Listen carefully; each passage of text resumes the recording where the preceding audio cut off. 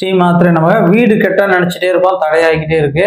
இல்லை வீடு கட்டி பாதியிலே நிற்கி, இடம் வாங்கிட்டோம் ஆனால் வீடு கட்ட முடியல. இப்படி வீடு கட்டுறதுல தடையாகிக்கிட்டே இருக்குது, இதுக்கு என்ன சார் செய்யலாம் அப்படின்னு நிறைய பேர் கேட்குறாங்க. வீடு அப்படிங்கிறது வந்து ஜோதிடத்தில் 4ஆம் இடத்தையும் பூமி காரகன் அப்படின்னு சொல்றது செவ்வாயும் குறிக்கும். இந்த செவ்வாயுடைய அனுகிரகம் இல்லாமல் இருந்தால், செவ்வாயோட பலம் இல்லாமல் இருந்தால் நம்ம வீடு இடங்கள்ல தடைகள் வரும்.